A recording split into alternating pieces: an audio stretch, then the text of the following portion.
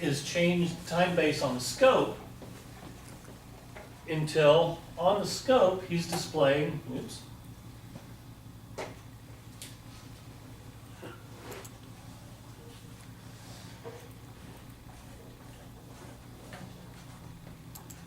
essentially, what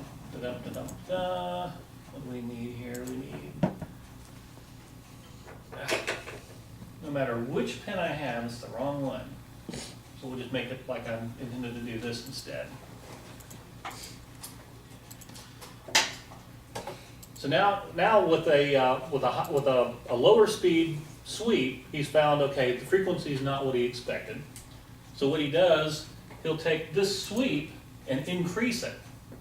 And instead of 500, we'll say, well, I don't know, I'll make it up, the math probably won't work right. But we'll say he'll speed it up to 0.1 milliseconds per division. And I don't have anywhere near enough divisions here. But anyway, he'll increase the sweep speed. And now what'll happen is he will show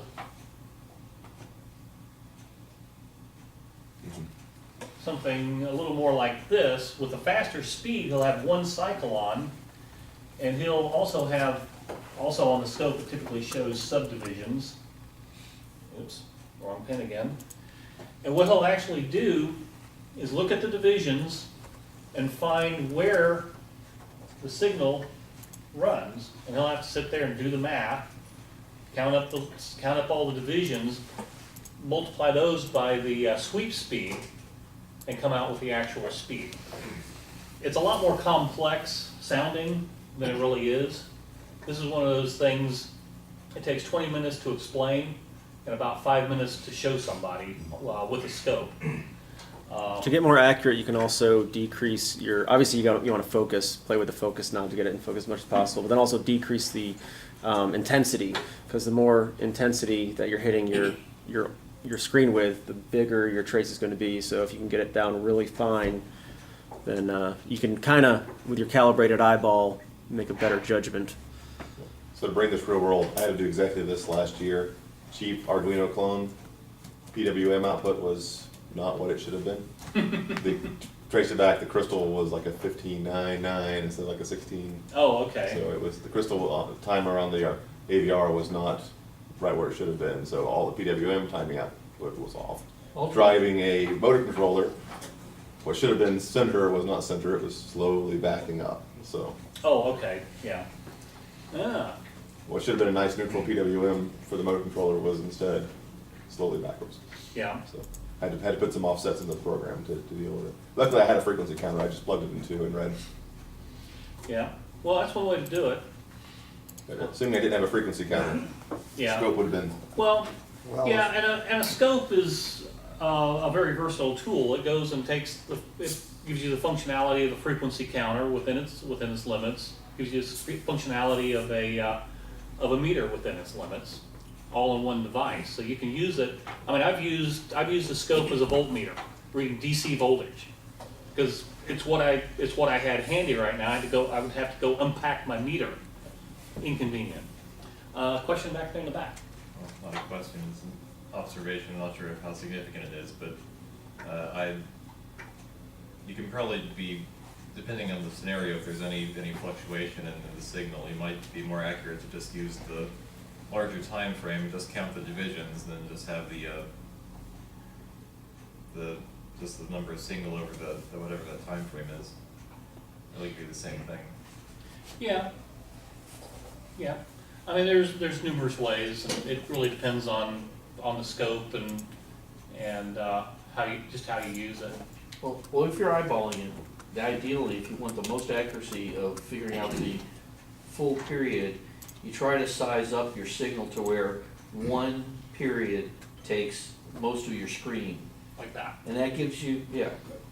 But his point is accuracy doesn't matter either way.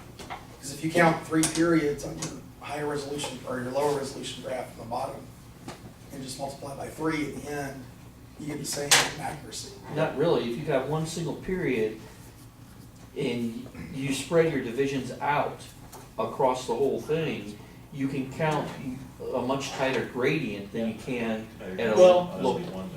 Now, It's you know, tighter one than thing- the one thing other this- You're averaging. you see now this one shows You're right, it's where on one where cycle. where the signal is exactly on the ticks, and you know, in reality, you never, you know, when you first go and look at a signal, it's never going to be exactly on the ticks. You're going to have to go in for the little controls to go and adjust it so that you've got, you know, one line here, but what you'll end up with a signal that's not exacting is, instead of coming down here, it's going to come here and here and here and here. But the point And is, you your accuracy is the screen. So Yeah. if you have 3 full cycles on that screen, and you measure the same point 3 cycles further down the road, you count those minor divisions, and then, you know, apply a factor of 3 to your math, you get the same accuracy. He's right. Yeah, as accurate as the divisions are. Yeah, because the accuracy is the visual of the grid on the screen. Yeah, Well, that's a better average measurement, definitely, And- because you're Sure. averaging over 3. If you want a single period measurement, it might be more accurate having your period as large as possible. yeah. I mean, having your period as large as possible is going to get you the most accuracy. Looking at the scope that Dale provided here, looks like there's 1, 2, 3, 4 subdivisions between the major divisions. So having multiple divisions here, it's going to drop right on one of those 4 subdivisions, maybe, and so that's the closest that you're going to be able to go and count and calculate. Depending on what you're doing, that's probably more than accurate. But if you need the most accuracy, then what you're going to want to do is do it this way, so that you have all of those little 4 divisions, and each one of those 4 divisions, 4 subdivisions rather, equals a much smaller period of time. But you do the opposite, right? So you could put your sweep really, really wide, where you have, you know, maybe 30 cycles on the screen. So you count the number of cycles between a fixed set of divisions, and then work the math the other way, and you get the same accuracy. Oh, I see what you're saying. You're saying take this, forget all these others, look all the way down here, figure out what it is. How many cycles between 2 fixed division points on the scale? Okay. Work the math the other way, and you get the same accuracy. That's my point. Yeah, that's a better average accuracy. Yeah. For average accuracy, that's better, yes. Because you're averaging, by using the more periods over the screen, you're Yeah. averaging. Well, and like I say, once again, it kind of depends on exactly what accuracy you Yeah, need. and not all signals are actually periodic. There's a lot of signals there that are not periodic. Well, yeah, if you got you Or- just want to look at but the one same with one argument can be shot. applied in reverse, and it's kind of a moot point, because Yeah. if you have jitter in your signal from period to period, then if you look at just one cycle, what you're gonna see is, if you're triggering on the signal, you're gonna see that line on the right kind of wiggle, kind of back and forth. Yep. Yeah. So, Oh yeah, jitter's a whole nother beast. So we have 10 Okay, minutes left. do you have- Let's go to Ted. If you really, really want accuracy. Use a frequency counter. Exactly, a scope is not what you want. A scope is Or a for. timing analyzer. Yeah, Depending if whether a it's scope here. is for looking at the Yeah. pattern of the wave. If Depends you on your need an allowance, what you accurate can afford. measurement, you should go for the device that measures that accurately. In other words, if you need the voltage accurate, you use an accurate voltage regulator on Yeah. the meter. If you want an accurate frequency, you use an accurate frequency counter. Because most scopes are not really designed to be accurate, especially older scopes. You need to get accuracy from a scope. It needs to be an expensive scope that has been well calibrated, certified, well calibrated. And has a high sampling rate. Yeah. Right. Really, And accuracy that's- comes down to sampling rate. Yeah, and that really kind of gets back to my earlier statement about it's a nice voltmeter and a nice frequency counter, but it's not the ultimate of either. It provides a lot of information you can't get from the others, because it gives you a nice visualization of what your signal's doing. And the reality is, most of what we're going to be doing here within the context of the robotic club. I know there's people in here that are doing stuff outside the context here that need all that accuracy. Within the context of the robot club, for the most part, we don't need that kind of accuracy. We're gonna end up with problems much like he had back there with, okay, the PWM frequency is a little bit short because the crystal sucks. And so his 1000 hertz is a little bit low, and he's got some other device that really counts on that 1000 hertz being 1000 hertz. And because it isn't, something else is happening. In this case, servo was going and traveling slowly one direction. And you know, really, when you get down to the details of that kind of accuracy, you're not going to run into it too much in this. So, Some of the areas you might get it might be is if you're trying to grab a video frame with a microprocessor, or maybe analyzing sonar returns. yeah, but if you're doing that, you better already be an expert in the scope. Because you start getting into stuff like that, you're getting into some of the more advanced scope usage. You're getting into triggering, you're getting into all kinds of stuff. All right, any other questions? All right. I stretched it out as long as I could, Well, and blathered on about stuff that's probably you might want to talk about buffer size, you know, how having a deeper buffer on your oscilloscope can help you get better Oh, measurements. well, no, that's a good point. One thing with digital scopes, DSOs, that you don't get with the older analog scopes is on an analog scope, the amount of time that you can look over is limited to the size of the screen. With digital scopes, depending on the scope, you can go and get a much longer period of time. What is that useful for? Well, one good example is if you've got either a very impulse signal, a signal that only shows up every now and then, but it shows up very infrequently and is very short.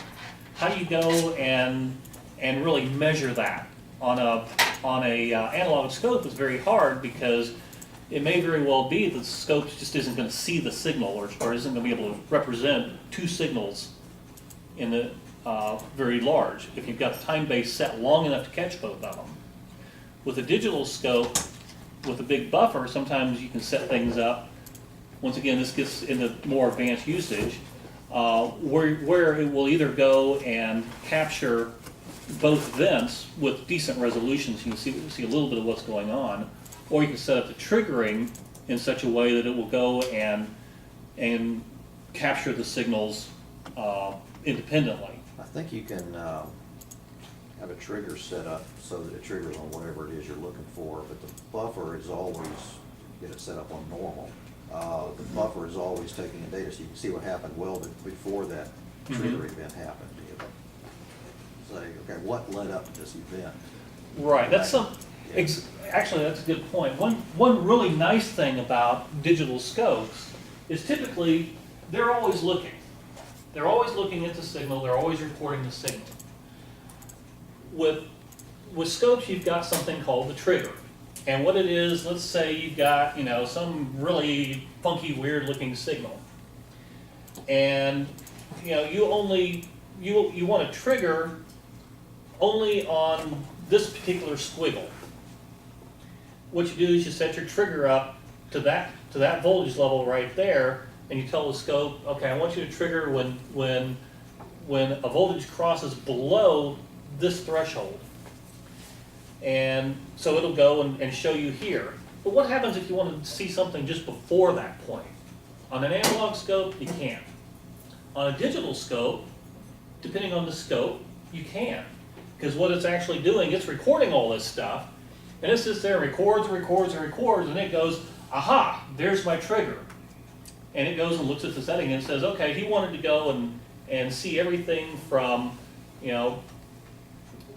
5 milliseconds before that trigger to 20 milliseconds after that trigger. And it goes and shows all that. So you can actually, you know, you can kind of think of it, something like a time machine, you can see what happened before some event. That's what kind of blew my mind when I first switched over to digital scope from analog.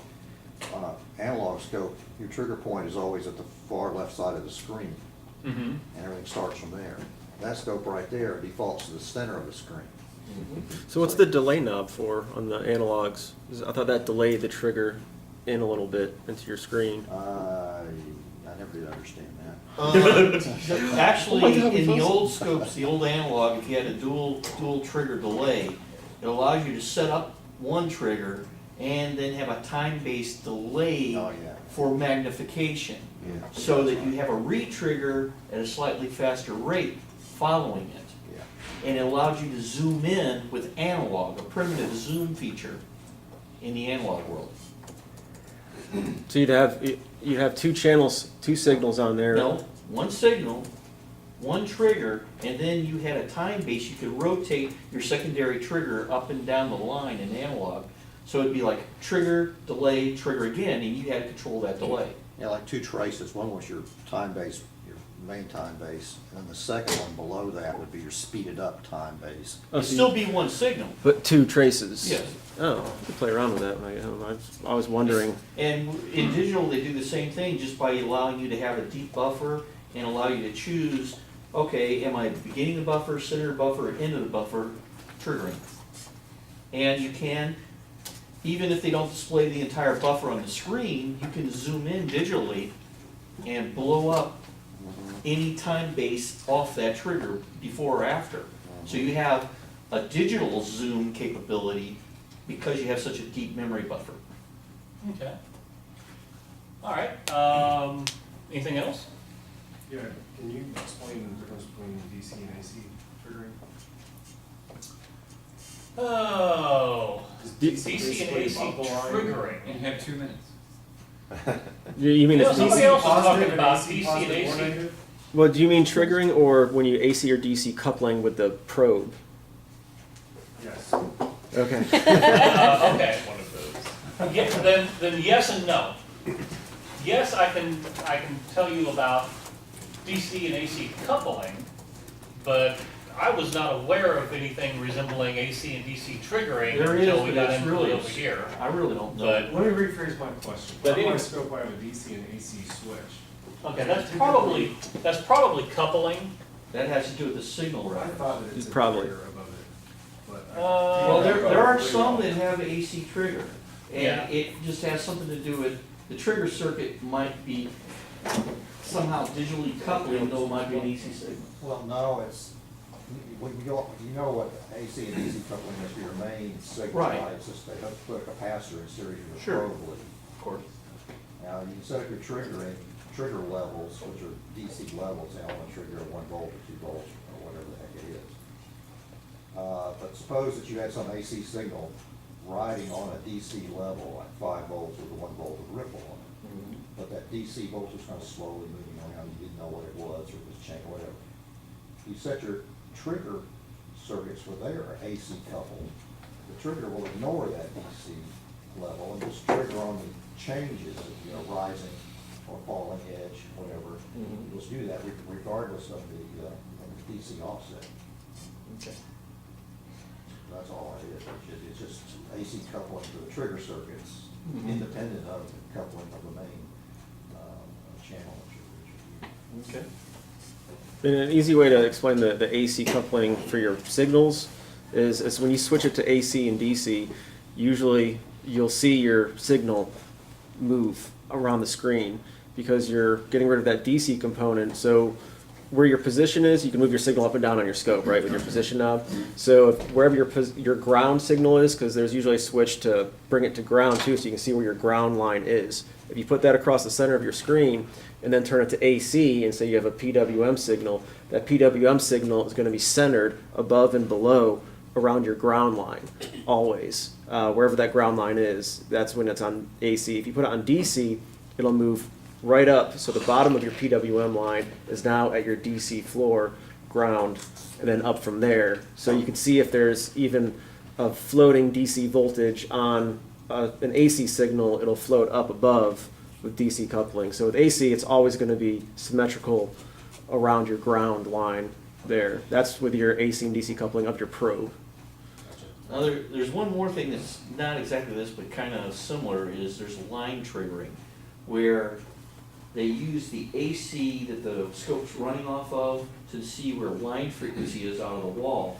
And that allows you to adjust your trigger versus phase angle of your AC line.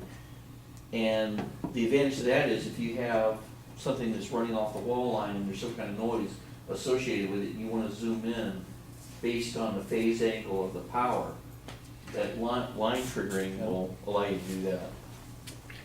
Well, our Well, time it is looks up. like we're about out of time, so hopefully I haven't caused more confusion than I solved. If you've got other questions or whatever, feel free to catch me and ask me.